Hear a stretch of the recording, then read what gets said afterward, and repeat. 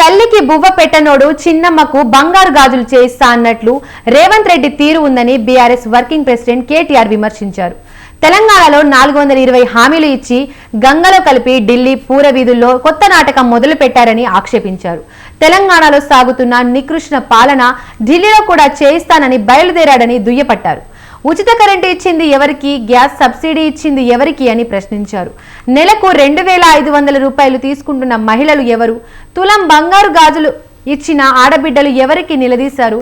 రైతు భరోసా ఇచ్చిందెక్కడా, ఆసరా పింఛన్లు చేసిందెక్కడా అని అడిగారు. 5 లక్షల విద్యా భరోసా ఎక్కడా, విద్యార్థినులకు ఎలక్ట్రిక్ స్కూటీలు ఎక్కడా అని కేటీఆర్ మండిపడ్డారు. పేరు గొప్ప ఊరు దిబ్బ అన్నట్టు ఇక్కడ హామీలకు దిక్కులేదు, కానీ ఢిల్లీ ప్రజలకు గ్యారంటీలు ఇస్తున్నావా అని ఆగ్రహం వ్యక్తం చేశారు.